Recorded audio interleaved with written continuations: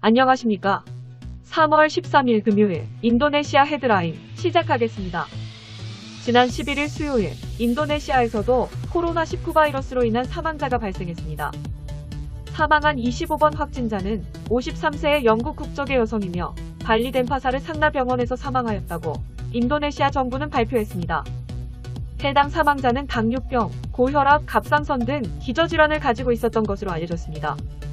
인도네시아 코로나 확진자 수는 빠르게 증가하는 추세이며 지금까지 총 34명의 확진자가 발생했습니다. 이 중 3명이 완치되고 1명이 사망하였습니다. 지금까지 한국인 확진자는 없습니다. 코로나 격리 대상자는 총 219명이며 이 중 116명이 음성으로 격리 해제되었고 103명이 현재 격리 중입니다. 자가 격리 대상자는 총 445명이며 이 중 347명이 격리 해제되었고 98명이 현재 모니터링 중입니다. 공개된 확진자들의 동선은 자카르타 지역의 스만과 에스제베데, 그 외 도시로는 델법과 발리입니다. 하지만 자세한 위치는 공개되지 않고 있습니다. 인도네시아 정부는 확진자 발생 지역에 대한 방역 및 폐쇄 조치를 하고 있다고 밝혔습니다. 이러한 코로나 사태로 인해 비행기 탑승객이 급감하였고 이에 대한항공은 3월 6일부터 4월 25일까지 50일 동안 자카르타 노선 운항을 전면 중단하기로 하였습니다. 하지만 사전 통보 없이 갑작스런 운항 중단으로 많은 교민들이 불편을 겪었습니다. 반면 아시아나 항공은 매 운항편마다 손실이 발생하지만 전면 중단이 아닌 주 3회 운항을 유지하여 많은 교민들이 반겼습니다. 아시아나 항공은 9일부터 28일까지 수요일, 금요일, 일요일 주 3회 운항됩니다.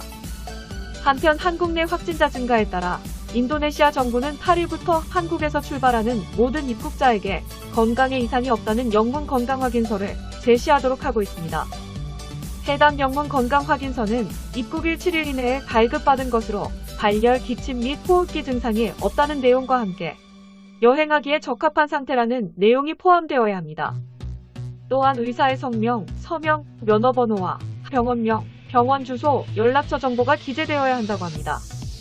추가적으로 대구 지역이나 경북 지역 방문 이력이 있는 경우 다른 지역으로 이동 및 거주 후 14일이 지난 후부터 비자 신청이 가능합니다. 인도네시아 정부는 한국의 방역 역량을 높이 평가하고 한국인에 대한 입국 금지 조치 등은 고려하지 않고 있다고 하였습니다. 입국 과정에서 문제가 발생할 경우 대사관 전담 비상전화 0811-852-446번으로 연락을 하시면 됩니다. 다음 소식입니다. 지난 7일 족자카르타에서 드론 택시가 첫 시험 비행을 진행했다고 현지 매체들이 보도했습니다.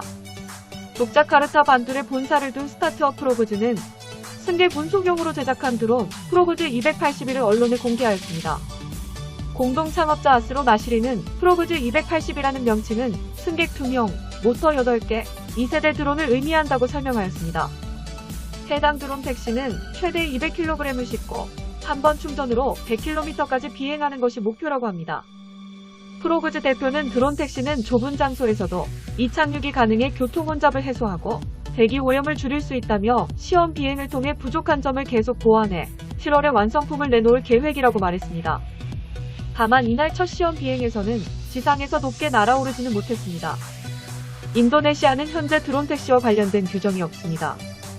이와 관련하여 인도네시아 교통부 항공국장은 여객용 드론과 관련해 비행 안전성, 보험 문제 등 종합적인 검토가 필요하다며 현재 관련 규정을 만들기 위해 작업 중이라고 말했습니다.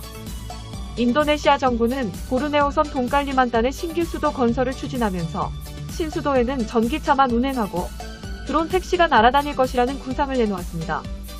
이 때문에 인도네시아에 진출하는 현대자동차와 그 외 자동차 업체들이 신규 수도 사업에 큰 관심을 보이는 상황입니다.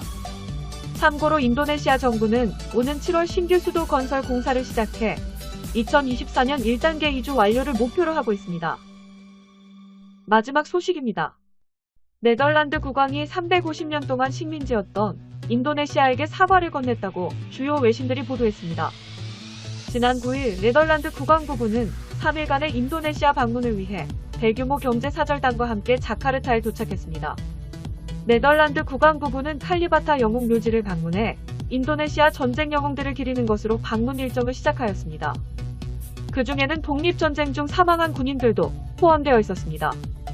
네덜란드 국왕은 공동 기자회견에서 네덜란드 정부가 그동안 인도네시아에게 가했던 과도한 폭력에 대하여 사과하고 싶다며 피해 가족들의 고통과 슬픔이 대대로 이어져 온 것을 충분히 인식하고 있다고 말했습니다. 인도네시아는 16세기 말부터 1942년까지 네덜란드의 식민 지배를 받아왔습니다. 이후 1945년 일본이 물러가자 인도네시아는 다시 점령하려는 네덜란드와 4년간 독립투쟁을 벌였습니다. 당시 네덜란드군은 독립운동을 저지하기 위해 대량 학살을 저질렀던 것으로 알려져 있습니다.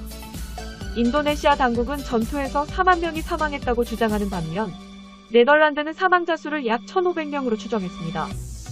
이후 1968년 네덜란드는 당시 폭력이 과도했다는 것을 인정했지만 네덜란드 군대가 인도네시아군의 게릴라전과 테러로 군사 행동을 할 수밖에 없었다고 주장했습니다.